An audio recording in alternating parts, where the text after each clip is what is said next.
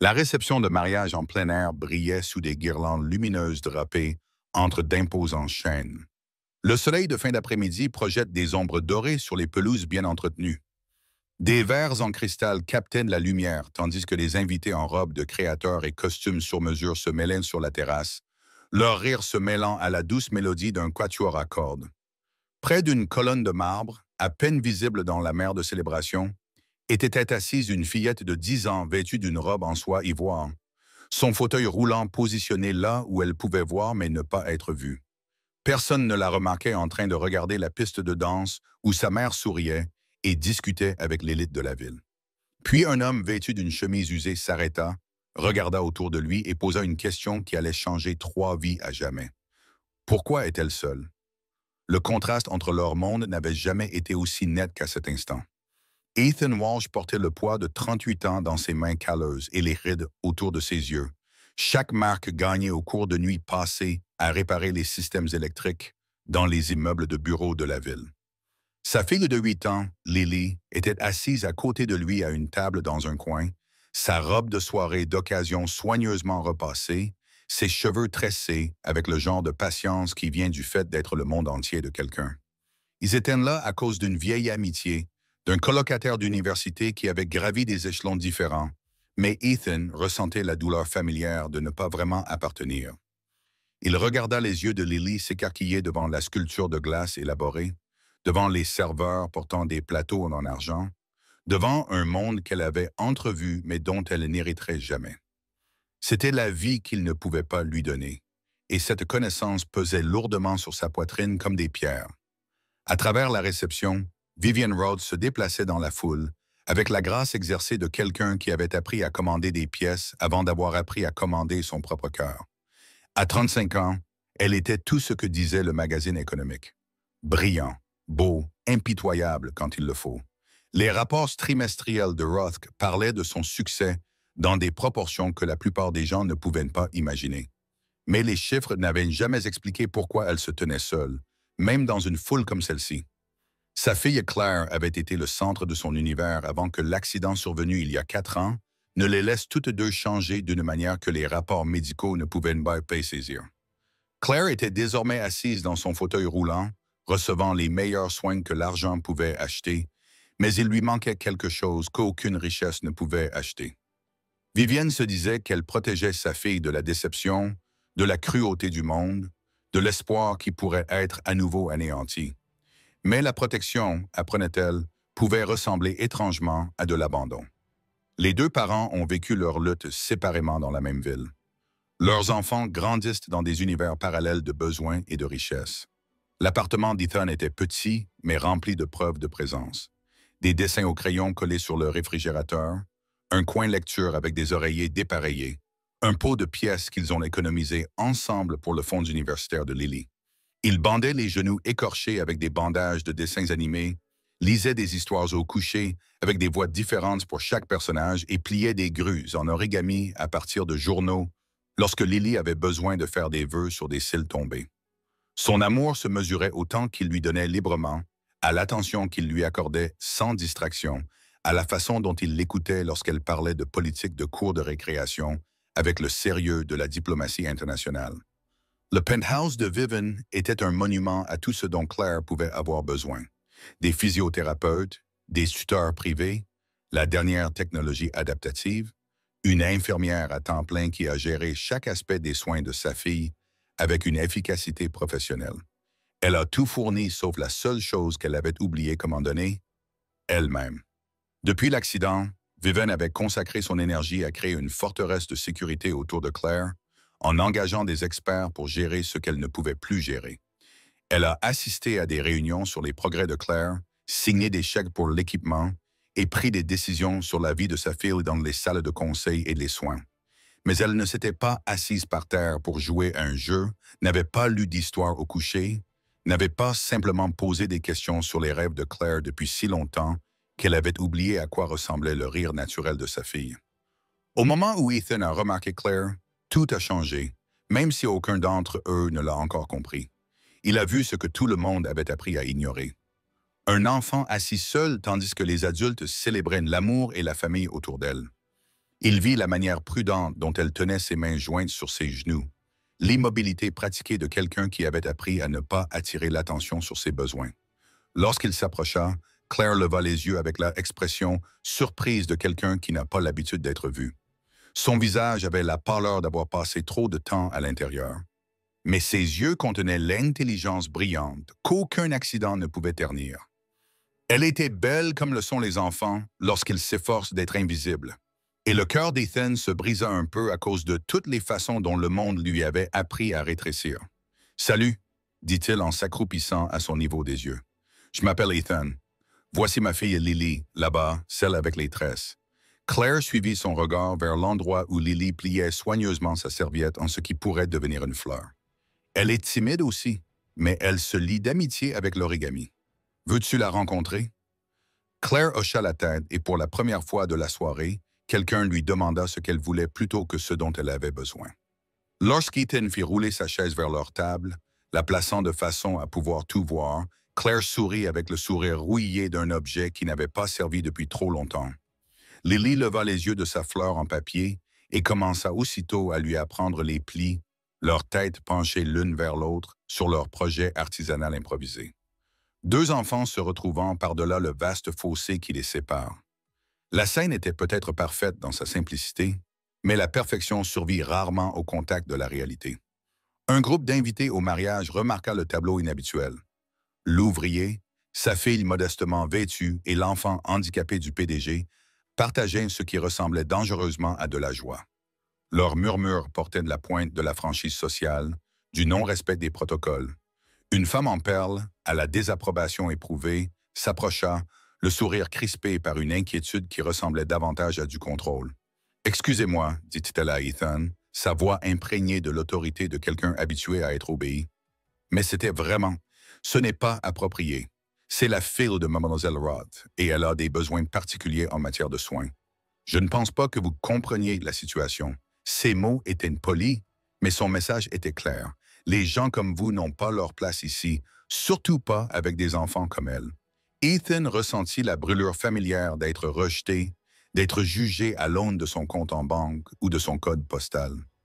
Mais Claire regardait et Lily écoutait. Et parfois, les batailles les plus importantes ne se livrent pas pour nous-mêmes, mais pour les enfants qui ont besoin de voir que la gentillesse n'a pas besoin de permission. « Je comprends que c'est une petite fille assise seule à une fête, » répondit-il doucement, la voix ferme malgré la colère qui montait dans sa poitrine. « Je comprends qu'elle ait souri quand on lui prêtait attention. Et je comprends que traiter les enfants comme s'ils étaient fragiles est différent de les traiter comme s'ils étaient invisibles. » Le visage de la femme rougit et les autres invités commencèrent à se retourner, attirés par la tension dans les voix qui s'efforçaient de rester courtoises. Claire était devenue très immobile, comme le font les enfants lorsque les adultes se disputent à leur sujet plutôt qu'avec eux. Et Ethan comprit que sa défense était un fardeau de plus à porter. C'est alors que Vivienne apparut. Attirée par l'agitation et la vue de sa fille entourée d'inconnus, elle se faufila dans la foule avec la rapidité et l'efficacité de quelqu'un habitué à gérer les crises, ses talons claquant sur la terrasse en pierre comme un compte à rebours.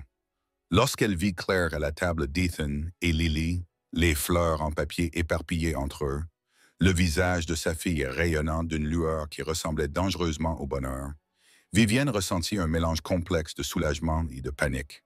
Soulagement que Claire soit en sécurité, engagée, souriante. Panique qu'un inconnu ait accompli en quelques minutes, ce qu'elle n'avait pas réussi depuis des mois. Mais la panique l'emporta, comme toujours, lorsqu'elle sentit son contrôle lui échapper et qu'elle reprit l'image qu'il avait portée à travers les batailles au conseil d'administration et les opas hostels. « Je suis désolée, dit-elle d'une voix polie et glaciale, capable de figer les conversations entre les tables de conférence. Mais je dois emmener Claire maintenant. Elle a un emploi du temps et ça n'en faisait pas partie. » Elle alla se placer derrière le fauteuil roulant de Claire, les mains agrippant les poignets avec plus de force que nécessaire. Ethan se leva lentement et Vivienne se surprit à le regarder, observant les bords usés de ses vêtements, le vernis sous ses ongles, sa façon de se tenir, comme quelqu'un qui avait appris à ne pas trop attendre des gens comme elle. Elle fit un calcul basé sur l'apparence, sur des suppositions plus sûres que la curiosité, et prononça les mots qui la hantaient pendant des mois. Ma fille n'a pas besoin de ta pitié, et elle n'a pas besoin d'un homme à tout faire pour me faire la leçon sur l'éducation des enfants. Le silence qui suivit fut de ceux qui font couler le sang. Le visage de Lily se décomposa, sous l'effet de la dévastation particulière des enfants qui ont vu leurs parents être humiliés en public. Le sourire de Claire s'éteignit si complètement qu'on aurait l'impression d'éteindre la lumière. La mâchoire d'Ethan se crispa, mais il ne répondit pas par la colère. Au lieu de cela, il s'accroupit une fois de plus, regarda Claire droit dans les yeux et dit « Il s'était vraiment agréable de te rencontrer. Merci de m'avoir appris à connaître les fleurs en papier. » Un face à ta maman. Puis il prit la main de Lily et s'éloigna, laissant Vivienne avec sa fille dans un cercle d'observation et un silence pesant. Mais Claire regardait Ethan partir avec une expression que Vivienne n'avait jamais vue auparavant. Le regard de quelqu'un à qui on avait offert un cadeau et qu'on avait vu lui être retiré. C'était le regard d'une enfant qui se souvenait de ce que c'était que d'être un enfant. Pas un cas médical, ni une source d'inquiétude, ni un symbole de tragédie, mais simplement une personne à qui il était important de parler. Et Vivien, malgré son talent pour décrypter les gens et les situations, ne parvenait pas à décoder la dévastation dans le regard de sa fille, ni à comprendre pourquoi elle se sentait serrée par quelque chose qui aurait pu être de la honte. Les jours qui suivirent le mariage furent marqués par un silence qui semblait différent de leur calme habituel. Claire, habituée à la routine de la kinésithérapie et des séances de soutien scolaire, gérait désormais son emploi du temps avec une apathie qui inquiétait son équipe médicale. Elle mangeait moins, parlait encore moins et passait des heures à regarder la ville par la fenêtre de sa chambre. Au-delà. Lorsque son infirmière lui demanda ce qui n'allait pas, Claire secoua simplement la tête. Lorsque son tuteur tenta de l'engager dans ses cours, elle participa avec une précision mécanique, mais sans enthousiasme. C'était comme si quelque chose de vital s'était éveillé au mariage, puis s'était aussitôt éteint, la rendant plus consciente de ce qui lui manquait. Vivian se plongea dans le travail avec une intensité renouvelée, comme si les rapports trimestriels et les acquisitions pouvaient en quelque sorte équilibrer l'équation qu'elle ne parvenait pas à résoudre à la maison. Mais la concentration lui échappa lorsqu'elle se souvint sans cesse du rire de Claire, aussi bref fut-il, sincère qu'elle ne l'avait plus entendu depuis l'accident. Elle se surprit à visionner les images de surveillance du mariage, à observer les moments où le visage de Claire s'était animé en pliant du papier avec Lily, à voir sa fille s'animer d'une manière qu'aucune thérapie coûteuse n'avait pu accomplir. Les images étaient accablantes de simplicité. Elles montraient une enfant en manque de contact humain ordinaire et une mère trop effrayée pour la lui offrir. Tard d'un soir, incapable de dormir, Vivian se tenait devant la porte de la chambre de Claire et entendit sa fille parler doucement à sa mère, l'infirmière. « Il m'a vu, » disait Claire, la voix lourde de révélation. « Pas mon fauteuil roulant, pas mes problèmes, juste moi. Et il m'a demandé ce que je voulais, pas ce dont j'avais besoin. » L'infirmière a émis un ton compatissant, mais Claire a continué. « Maman ne me demande plus jamais ce que je veux. Elle s'assure simplement que j'ai tout ce que je suis censé avoir. Mais je ne sais pas ce que je veux parce que personne ne me le demande jamais. » Viv pressa son dos contre le mur du couloir, sa main sur sa bouche pour éviter d'émettre un bruit. La vérité des paroles de sa fille la frappa comme un coup physique. Elle était devenue tellement concentrée sur la gestion du handicap de Claire qu'elle avait oublié de nourrir l'humanité de Claire. La prise de conscience qui a suivi a été à la fois dévastatrice et éclairante. Viv avait passé 4 ans à construire des murs entre elle et la douleur de sa fille, croyant que la distance professionnelle les protégerait toutes les deux d'une manière ou d'une autre. Elle avait embauché d'autres personnes pour lui apporter du réconfort parce qu'elle avait peur d'échouer, de dire quelque chose de mal, de ne pas être à la hauteur. Mais dans son effort pour protéger Claire de la déception, elle avait retenu la seule chose qu'aucun expert ne pouvait offrir, la présence imparfaite et inconditionnelle d'une mère. Elle dirigeait une entreprise entière de personnes pour s'occuper d'une petite fille alors que Claire avait simplement besoin que sa mère se présente, s'assoie et reste. Cette nuit-là, Vivienne prit une décision qui semblait à la fois terrifiante et inévitable. Elle allait trouver Ethan Walsh, non pas pour défendre ses actions ou expliquer sa situation, mais pour comprendre ce qu'il avait vu chez Claire et qui lui manquait. Elle ravalait sa fierté, admettait ses échecs et demandait de l'aide, non pas en tant que PDG habitué à acheter des solutions, mais en tant que mère qui s'était égarée. Cela signifierait reconnaître que l'amour ne consiste pas toujours à offrir le meilleur de tout, mais parfois à être prêt à offrir la chose la plus importante, soi-même, imparfait, effrayé et présent. Le lendemain matin s'est levé gris et incertain, correspondant au temps qu'elle avait dans la poitrine de Viven, alors qu'elle traversait des parties de la ville qu'elle n'avait vues que depuis les ponts routiers. Le GPS l'a conduite à travers des quartiers où les maisons étaient proches les unes des autres, où les vélos des enfants étaient appuyés contre des clôtures grillagées, où le linge était suspendu sur des cordes au lieu de disparaître dans des machines utilisées par le personnel d'entretien. Elle se sentait comme une extraterrestre dans sa berline de luxe, consciente de la façon dont ses vêtements, sa voiture, toute sa présentation la marquaient comme une étrangère. Mais elle continua de conduire parce que faire demi-tour signifierait accepter que le fossé entre leurs mondes était infranchissable, et le bonheur futur de Claire pourrait dépendre de la preuve que cette hypothèse était fausse.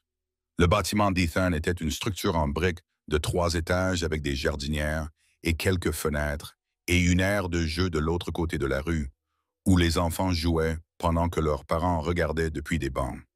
Viven est restée assise dans sa voiture pendant plusieurs minutes, répétant ce qu'elle allait dire avant de réaliser qu'il ne s'agissait pas d'une réunion d'affaires qui pouvait être scénarisée et contrôlée. Elle était sur le point de demander à un inconnu de l'aider à apprendre à être mère pour son propre enfant, et aucune préparation ne pouvait rendre cette conversation facile. Quand elle a finalement frappé à l'appartement 2B, elle a entendu des pas et des voix d'enfants, puis Ethan a ouvert la porte avec l'expression de quelqu'un qui s'attendait à n'importe qui d'autre qu'elle. « Mademoiselle Roth », dit-il, et sa voix était soigneusement neutre, ne révélant rien. Derrière lui, elle pouvait voir un petit appartement qui semblait habité plutôt que décoré, confortable plutôt qu'impressionnant. Lily apparut à ses côtés, curieuse et prudente, les yeux écarquillés en voyant l'élégante femme du mariage debout dans l'embrasure de leur porte. Viven avait préparé plusieurs lignes d'ouverture, des approches professionnelles de ce qui ressemblait à une négociation. Mais ce qui en est ressorti était plus simple et plus honnête que tout ce qu'elle avait prévu. « Je ne suis pas ici pour réparer quoi que ce soit. Je suis ici pour recommencer. » Ethan étudia son visage pendant un long moment, voyant quelque chose qui le fit s'écarter et faire un geste vers leur petite table de cuisine. Alors que Vivien s'asseyait, elle remarqua des détails qui témoignaient d'une vie vécue avec attention. Des daines accrochées au réfrigérateur avec des aimants, un puzzle à moitié terminé sur une table d'appoint, des livres au dos fissuré qui avaient clairement été lus plusieurs fois. Voilà à quoi ressemblait une maison lorsque quelqu'un y vivait réellement, plutôt que de simplement l'entretenir. Lily planait à proximité, déchirée entre la curiosité et l'instinct protecteur que les enfants développent lorsqu'ils sentent que leur parent a été blessé. Claire n'a pas parlé depuis le mariage. Viven commença, sa voix ferme, mais ses mains tremblant légèrement autour de la tasse de café qu'Ethan lui avait offerte. Je veux dire, elle répond aux questions, suit les instructions, participe à ses thérapies, mais elle n'est plus vraiment là. Et j'ai réalisé que je ne savais pas comment l'atteindre parce que j'ai été tellement occupé à la protéger que j'ai oublié comment me connecter avec elle. Elle leva les yeux vers Ethan, son sang-froid se brisant légèrement. « Je ne sais pas ce que tu as fait pendant ces quelques minutes, mais tu lui as rappelé quelque chose que je lui ai fait oublier, et j'ai besoin de comprendre ce que c'était. » Ethan s'assit en face d'elle et sa réponse la surprit par sa douceur plutôt que par son caractère accusateur. « Je n'ai rien fait de spécial, » a-t-il déclaré. « Je l'ai simplement traitée comme une personne et non comme une maladie. Je lui ai demandé ce qu'elle voulait plutôt que ce dont elle avait besoin.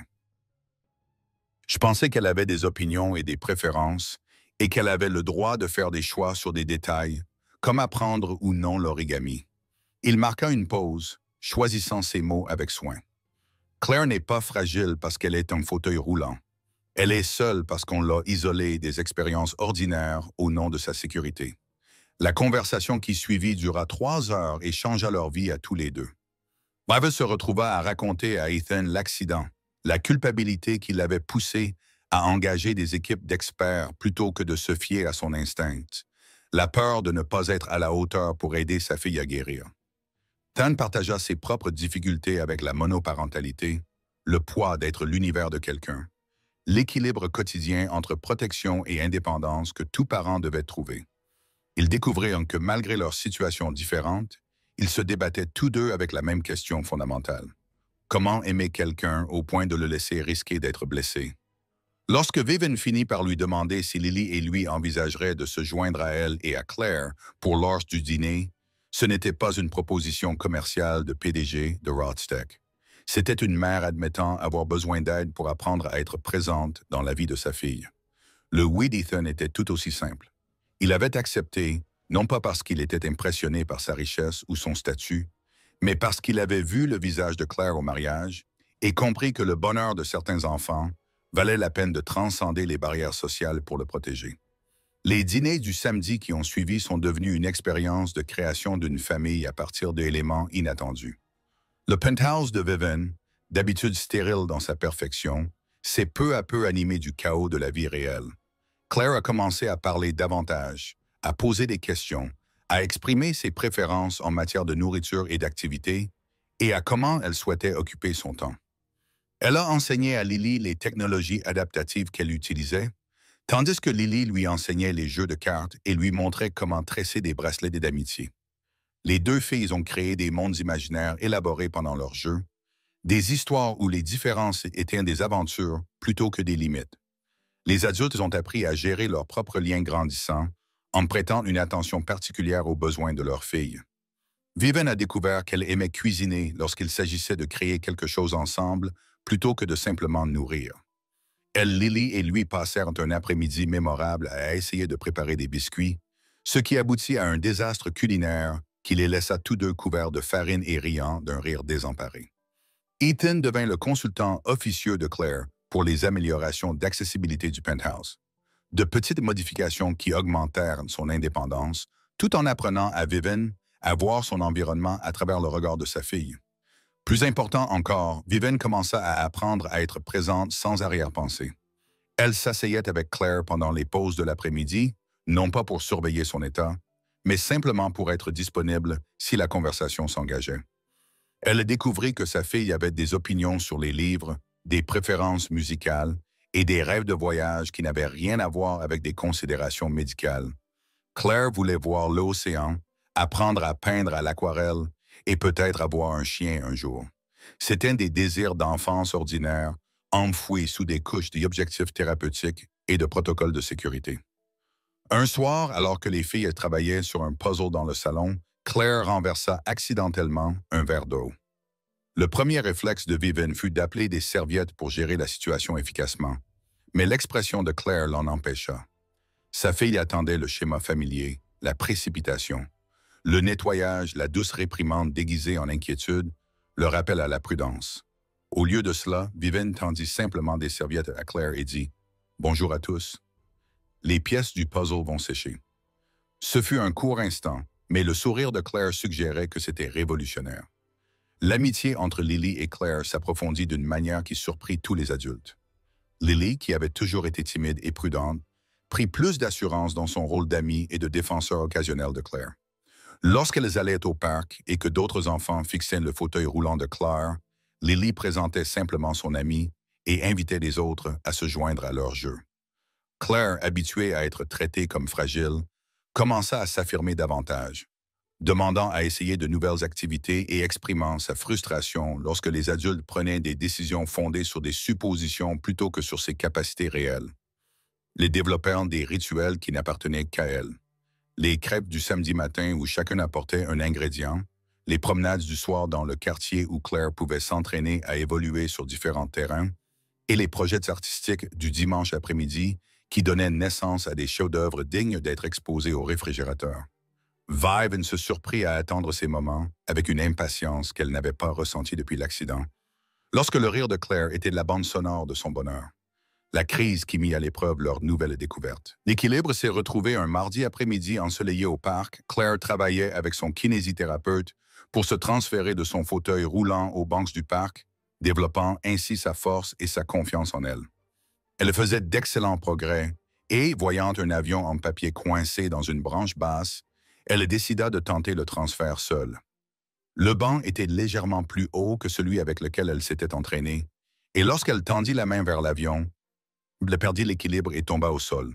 La chute en elle-même n'était pas grave, se soldant par des égratignures aux paumes et une blessure à l'orgueil plutôt que par une véritable blessure. Mais la réaction de Claire fut immédiate et intense. Elle voulait sa mère, pas son thérapeute, pas les inconnus inquiets qui s'étaient rassemblés pour l'aider, pas même Ethan qui s'était précipité de l'autre côté de la cour de récréation. Elle voulait Vivian, qui était à 50 mètres, prenant un appel professionnel qui lui semblait important jusqu'à ce qu'elle entende sa fille l'y appeler. Le bruit étouffa toutes ses autres priorités, et Vivian se retrouva à lâcher son téléphone et à courir comme elle n'avait pas couru depuis son enfance, ses talons écartés quelque part entre le banc et ceux de sa fille.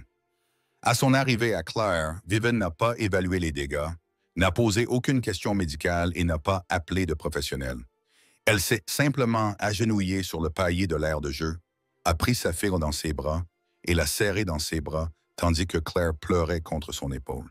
« Je suis là », murmura Vivian en se balançant légèrement. « Je suis là et je ne vais nulle part. » Les larmes de Claire n'étaient pas vraiment liées à la chute. Il s'agissait de mois de peur et de solitude accumulés et du soulagement d'avoir enfin sa mère pour la rattraper lorsqu'elle tombait, au sens propre comme au sens figuré. L'incident a marqué un tournant dans leur relation. Claire a commencé à prendre plus de risques, sachant que sa mère serait là pour l'aider à gérer les conséquences plutôt que d'empêcher toute possibilité d'échec.